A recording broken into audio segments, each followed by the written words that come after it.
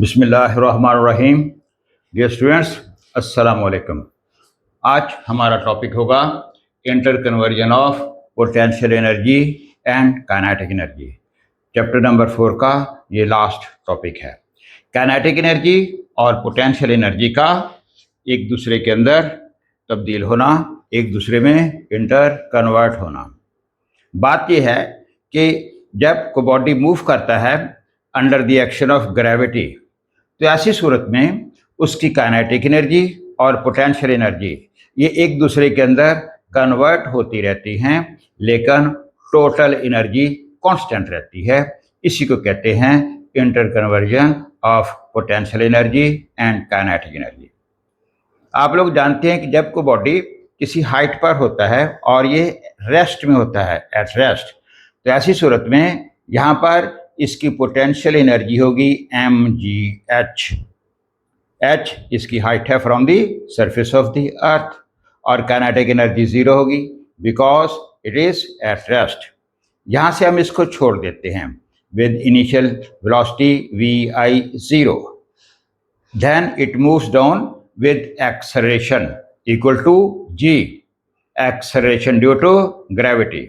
और जो जो ये नीचे की तरफ आता है, इसकी हाइट ज़मीन से कम होती जाती है, गोया इसकी पोटेंशियल एनर्जी में कमी आती जाती है, और एक्सेलरेशन की वजह से इसकी वेलोसिटी इंक्रीज करती जाती है, लिहाजा इसकी काइनेटिक एनर्जी बढ़ती जाती है। लिहाजा जब कोई बॉडी ऊपर से नीचे की तरफ गिरेगा तो इसकी पोटेंशियल एनर्जी में कमी आती जाएगी और काइनेटिक एनर्जी में इंक्रीज आती जाएगी। लेकिन किसी भी पॉइंट पर जब दोनों एनर्जीज को हम ऐड करेंगे, kinetic energy plus potential energy, ये सम कांस्टेंट रहेगा। यहाँ पर इसकी टोटल एनर्जी पोटेंशियल एनर्जी होगी, यहाँ पर इसकी एनर्जी पोटेंशियल एनर्जी भी होगी और काइनेटिक एनर्जी भी होगी, लेकिन total sum that will be equal to the kinetic energy at maximum height. और जब ये ज़मीन पर गिर जाएगा तो ऐसी सूरत में इसकी वेलोसिटी मैक्सिमम और ज़मीन से हाइट 0। तो ऐसी सूरत में just before hitting the ground इसकी काइनेटिक एनर्जी मैक्सिमम होगी और पोटेंशियल एनर्जी 0 होगी। लेकिन ये मैक्सिमम काइनेटिक एनर्जी भी सेंटर में किसी पॉइंट पर टोटल एनर्जी और मैक्सिमम हाइट पर पोटेंशियल एनर्जी के बराबर होगी। इसको कहते हैं inter conversion of potential energy and kinetic energy. Statement ज़रा दोबारा सुनिए। When a body falls under the action of gravity, its kinetic energy and potential energy are interconverted, but total energy remains constant. अब हम इसको prove करेंगे। Let's start writing.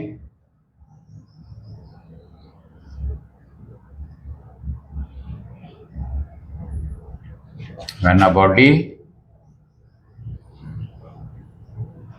falls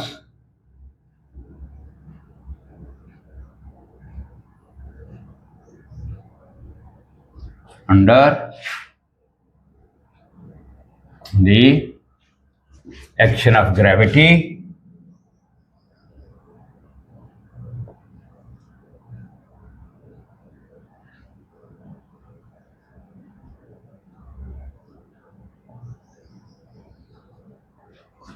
its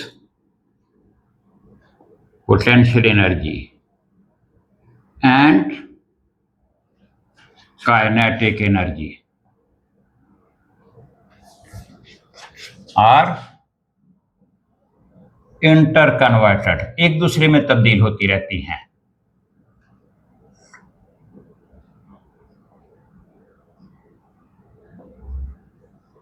But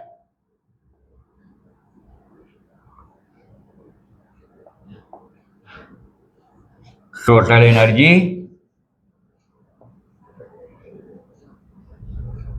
remains constant.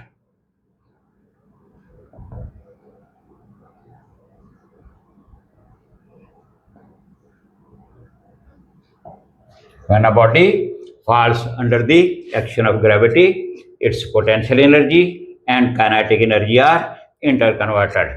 जब कोई body under the action of gravity move करता है या fall करता है तो इसकी पोटेंशियल एनर्जी और काइनेटिक एनर्जी एक दूसरे में कन्वर्ट होती रहती हैं, but total energy remains constant. अब इसके लिए हम एक बॉडी कंसिडर करेंगे कुछ हाइट पर।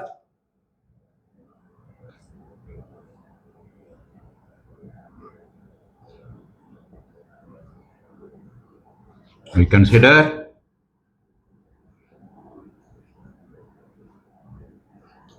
a body of mass m at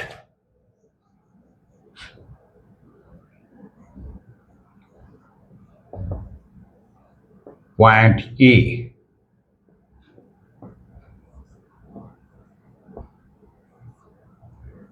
ये पॉइंट हाइट h पर है।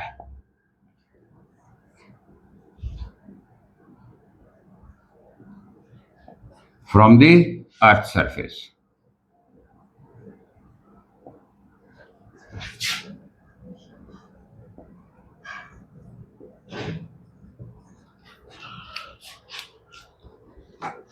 ये देखिए यहां पर ये बॉडी है,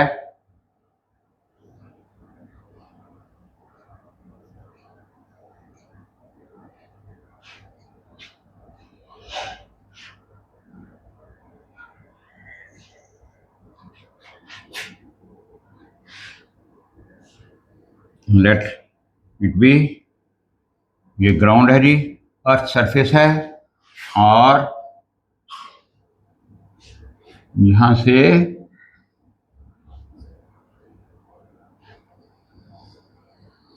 ये h हाइट पर है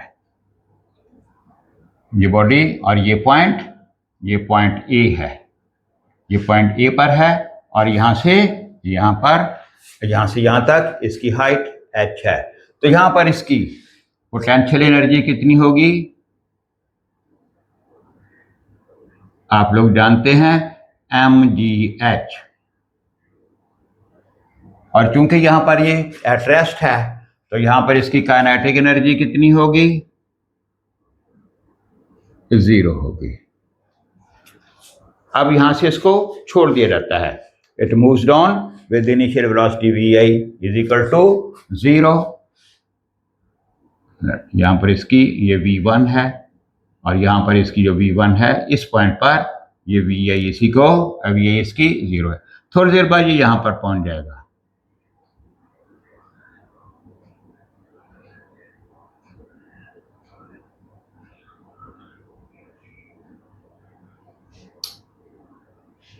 लेट के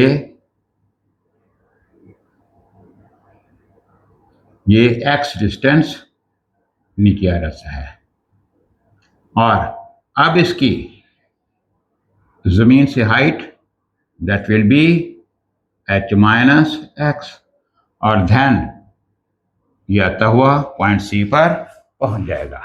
तो अब देखिए eight point A,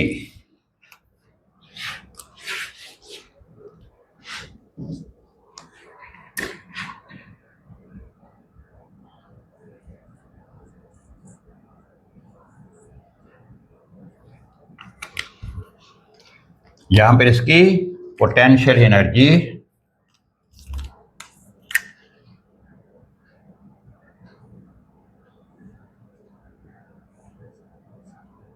is equal to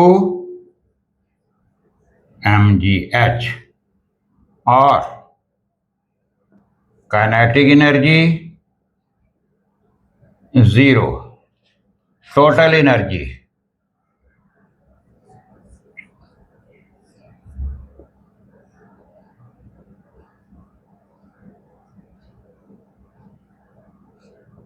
is equal to potential energy plus kinetic energy, mgh plus 0, ये mgh ही होगी जी। तो यहां पर इसकी total energy that will be equal to mgh। अब now it is allowed to fall.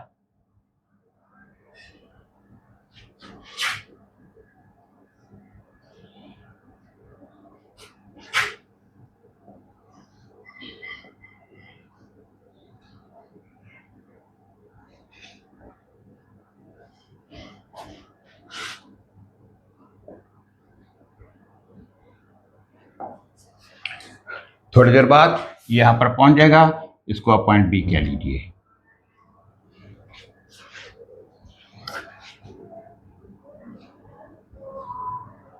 Eight B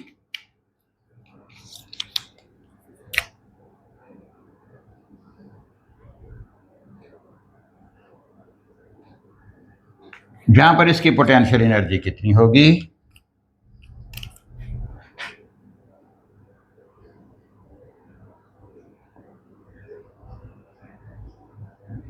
m ji x distance ये नीचे move कर रहा है और अब जमीन की सरफेस से ग्राउंड की इसकी हाइट h माइनस एक्स है।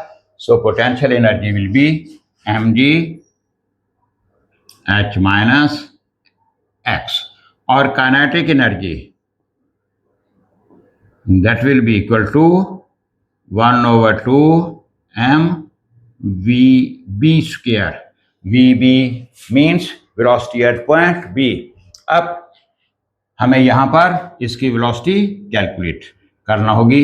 यहाँ से ये शुरू हुआ है, यहाँ पर इसकी इनिशियल वेलोसिटी 0 है। vb कैलकुलेट करने के लिए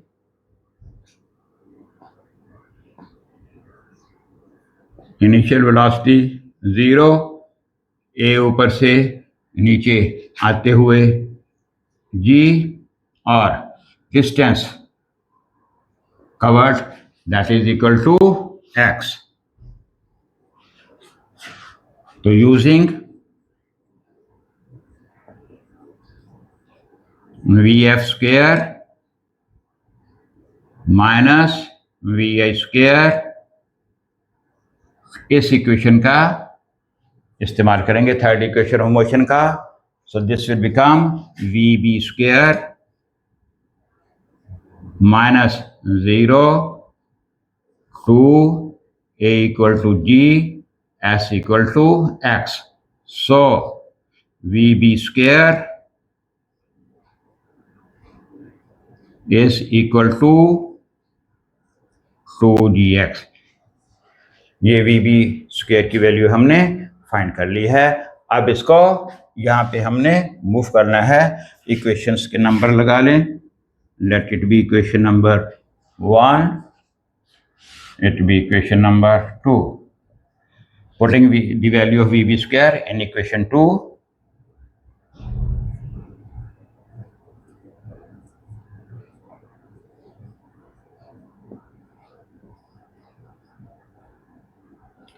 तो ये काइनेटिक एनर्जी बनेगी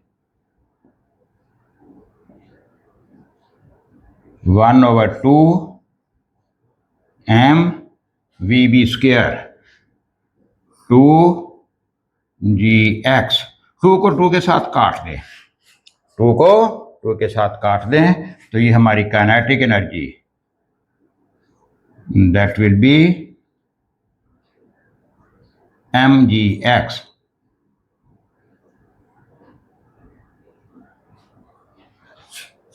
तो ये काइनेटिक एनर्जी हमने फाइंड कर ली है और ये पोटेंशियल एनर्जी है। तो total energy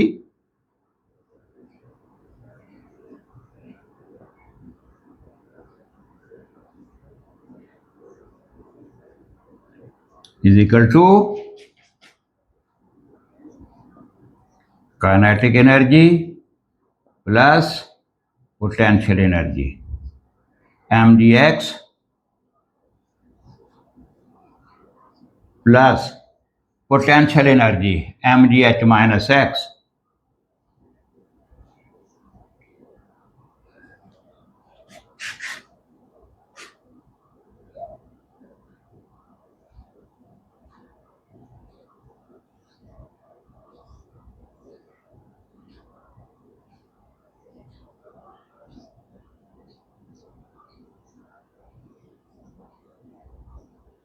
mgh plus mgh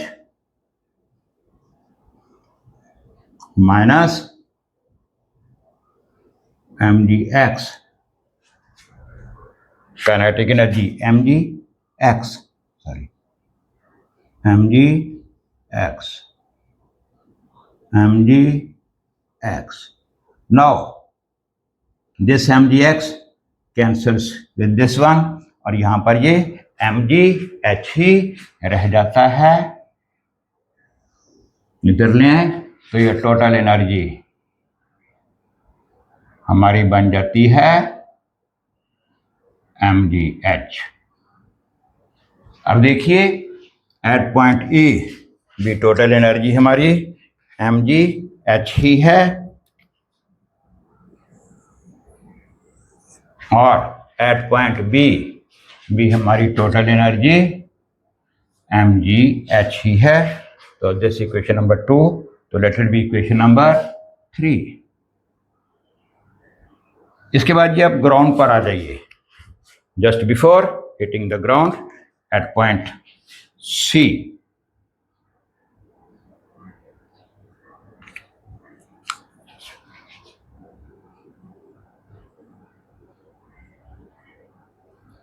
अब यहां पर इसकी पोटेंशियल एनर्जी कितनी होगी. अब ये जमीन की सरफेस पर पहुंच चुका है तो यहां पर इसकी पोटेंशियल एनर्जी होगी 0 और काइनेटिक एनर्जी 1/2 mvc². अगेन यहां पर हमें vc² की वैल्यू पुट करनी होगी. Late it be equation number 4. vc² calculate करने के लिए अगेन हम इक्वेशन नंबर 3 का इस्तेमाल करेंगे.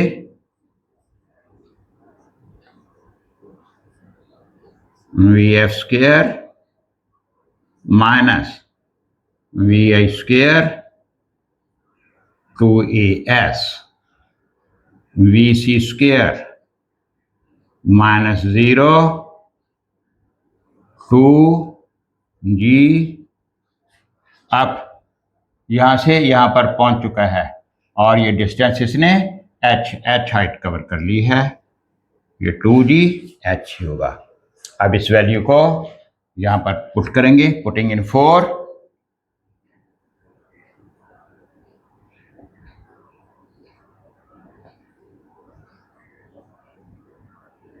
तो ये काइनेटिक एनर्जी हमारी बन जाएगी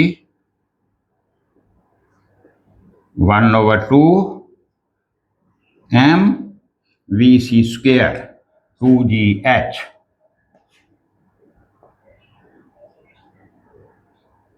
टू को 2 के साथ काट दें.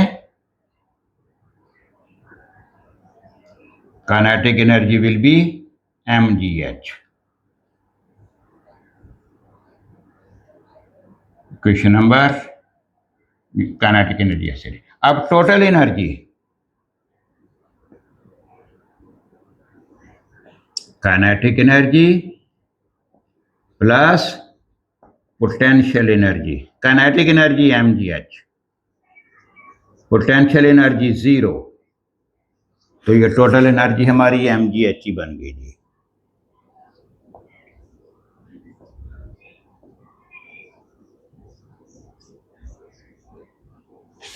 इसको इक्वेशन नंबर 5 कह लें. अब देखिए जी at point A total energy mgh, at point B total energy mgh और at point C total energy mgh. तो इक्वेशन नंबर 1, इक्वेशन नंबर 3 और इक्वेशन नंबर 5 को कंपेयर करें तो आप देखेंगे कि हर पॉइंट पर टोटल एनर्जी mgh ही रहती है. तो यहाँ से हम कंक्लूड करेंगे कि जब कोई बॉडी मूव करता है under the action of gravity, इसकी पोटेंशियल और काइनेटिक एनर्जी एक दूसरे में कन्वर्ट होती रहती हैं, लेकिन टोटल एनर्जी इसकी कांस्टेंट रहती है. comparing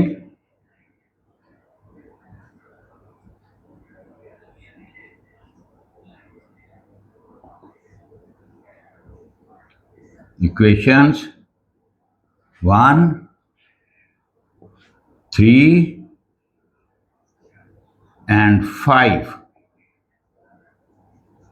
we see that total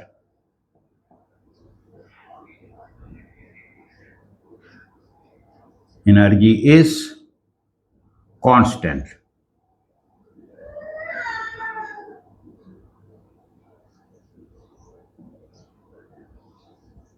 यानी mgh.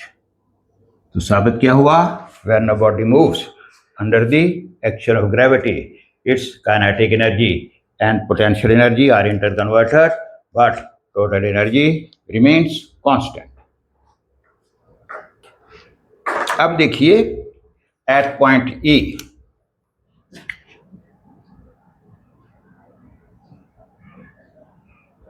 At point E, kinetic energy is 0 or potential energy mgh. ऐसी नहीं. और at C,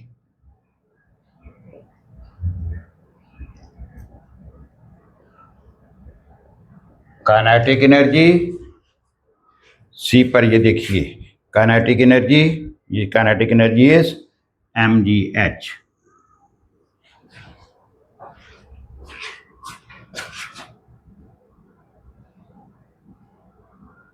और पोटेंशियल एनर्जी 0. हुआ क्या है? काइनेटिक एनर्जी 0 से mgh, काइनेटिक एनर्जी में गेन हुई है, और पोटेंशियल एनर्जी mgh से 0 हुई है.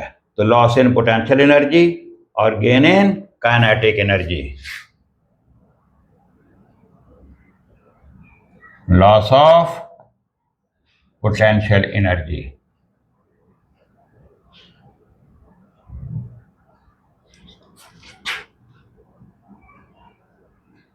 और गेन इन काइनेटिक एनर्जी.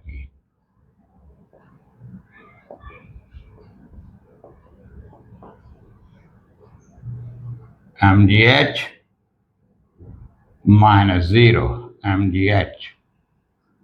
साबित हुआ loss of potential energy is equal to gain in kinetic energy. जब ये ऊपर से नीचे की तरफ आएगा तो पोटेंशियल एनर्जी के जितने पोटेंशियल एनर्जी में जितना लॉस होगा, काइनेटिक एनर्जी में उतना ही गेन होगा. Loss of potential energy is equal to gain in kinetic energy. लेकिन इस सारे प्रोसेस में हमने फोर्स ऑफ फ्रिक्शन को इंक्लूड नहीं किया, फोर्स ऑफ फ्रिक्शन को हमने इग्नोर किया है. अगर हम फोर्स ऑफ फ्रिक्शन को शामिल करें, then now if there is force of friction, yeah, we consider force of friction.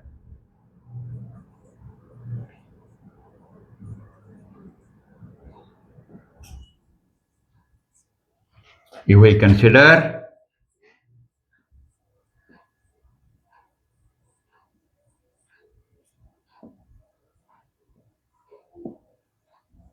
Force of friction, तो ऐसी सूरत में जब ये बॉडी ऊपर से नीचे की तरफ मूव करेगा, force of friction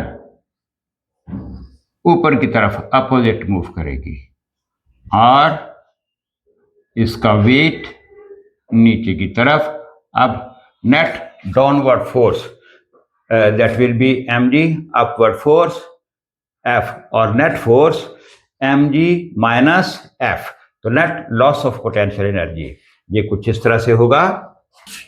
if we consider force of friction, अब क्या होगा कि इस पोटेंशियल एनर्जी का एक हिस्सा that will be used in doing work against the friction.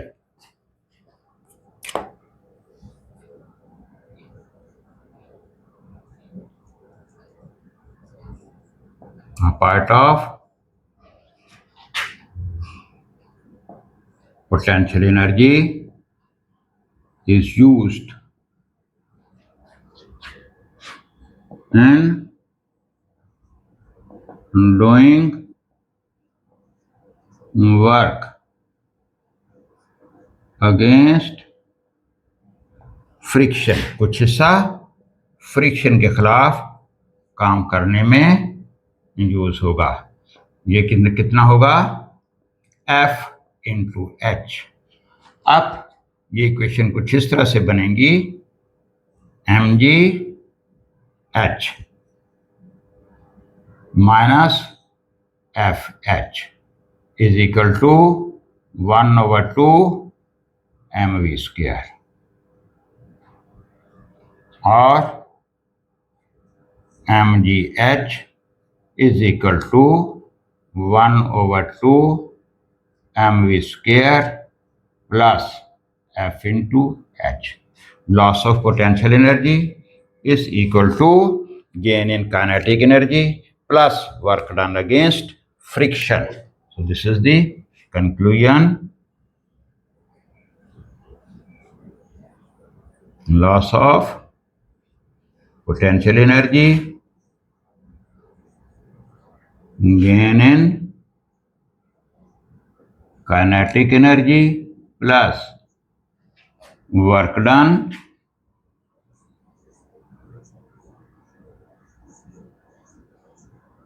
against friction.